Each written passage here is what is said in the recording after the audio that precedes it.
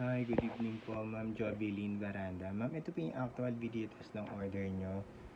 Asus RX 470 4GB. Yan. Ito po yung actual unit, ma'am. May single 8-pin power connector po siya. Yan po, 8-pin po yan. Sasaksak nyo yan, manggagaling yan sa power supply.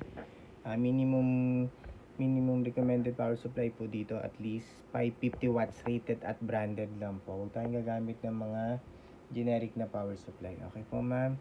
Rated at branded lang po na power supply. Huwag po yung mga generic na 750 watts, fake po yun. Rated at branded lang po na power supply. Okay po. Yan. So, tinetest na po natin yan sa ano to? Yung engine bali yan. Benchmarking. Tapusin po natin yan. Nasa scene 11/18. Yan. Tapos ito. Yan. Asus. Tapos may mga warranty sticker po kami kanina guys. Please note po, bawal po yung alisin para hindi po ma-void yung warranty nyo. Just in case may any issue po, message po na po kami. Help namin po. Pero pag binuksan nyo po yung video card, alis yung warranty, void po yung warranty natin. Hindi po kami mag-accept ng warranty. Pag inalis po yung mga warranty sticker na nakalagay po sa screen po. Right. Nasa ano na siya? Scene 50. Ano na?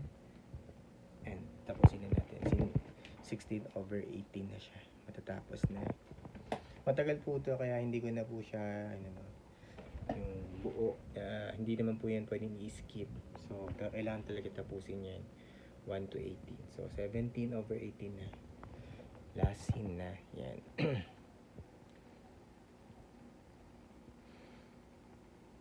Yan po yung ano natin, benchmark. Yan. Ito po yung result. Yan. Yan, GPU model Radeon RX 470. Alright, yan po yung result natin. Yan po yung GPU temperature niya. Yan po. RX 470. Yan, 4095 MB or 4GB. Yan po yung fan. Both working po. Napakatahimik lang. Tapos serial number po yung ito ba?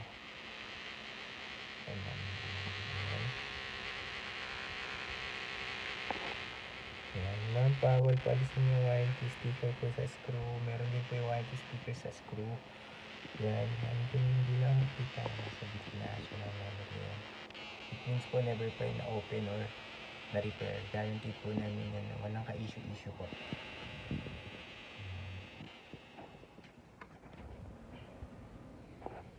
Pag may any issue po, ma'am, meron naman po tayong warranty. As long as hindi nyo po inalis yung warranty sticker natin, okay po, head namin kayo.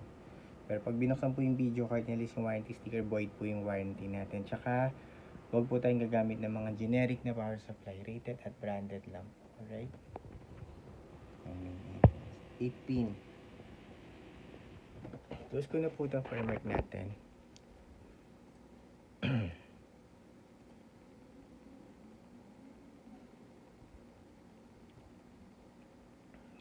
Yan po yung ginamit natin pang benchmark.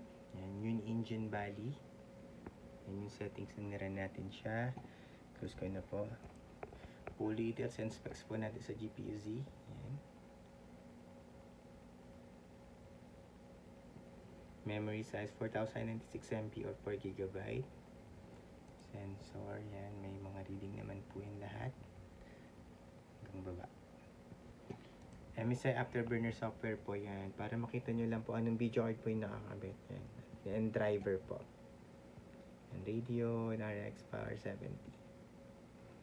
Alright, software niya yun. Tapos, right click lang po ako dito para makita nyo yung driver na naka-install. Yan po, AMD Software Adrenaline Edition. Click lang natin. Ayan. GPU Radeon RX 470. VRAM or your memory po, video memory niya 4006 MB or 4GB. GDDR5 po yan. Alright, yan. Tapos yan po, ma'am Jobeline Baranda. Yan po yung order nyo. Time and date lang po tayo. PH time now. Para alam niyo po real time. Kailan po namin na-record itong video test. Ito. YouTube lang. Yan, bali naka 23, ano yan, bali naka 24 hour format lang, bali 11:07 PM na po tayo. Yan, Tuesday, April 21, 2026. Yan po yung current date and time natin, real time before po namin i-ship out. Tinest muna natin. Isa pa, ito. Ito naman po yung nasa taas. Yan. Yan, dito po may analog yan.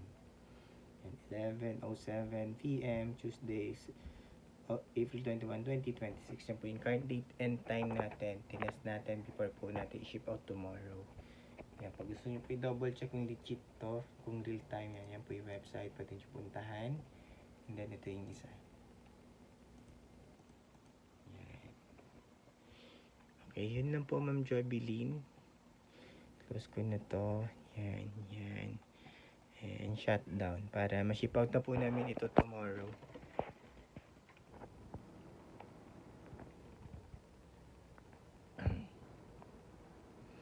Remember nyo lang po, bawal po tayo gumamit ng mga generic, especially sa mga ganitong klaseng video card. Huwag po kayong gagamit ng generic na 750 watts. Although gagana yun, pero in time, masisira po agad yung video card yun, especially itong video card. So, rated at branded lang po. Minimum na wattage na at least 550 watts, okay na po yan. Huwag lang po yung generic na 750. 8 pin po yan. 8 pin po na yan na power connector. Magagaling yan sa power supply. Ito yung number niya. Yung warranty sticker po namin. Ayan. Bawal po alisin para hindi po maboid yung warranty nyo. Pag may any issue po, message nyo lang po kami agad. Huwag nyo na pong galawin para wala pong lalong maging problem. Tapos, yan. Ito nyo po yung screw na sa gitna. Meron po yung warranty sticker din po ng Asus. Asus po yan, yung warranty sticker niya na nasa screw. It means never pa yan na-open or na-repair. Okay po, yun lang. Yan po Ma'am Jobeline. Upload po namin to sa YouTube channel namin. Thank you, bye.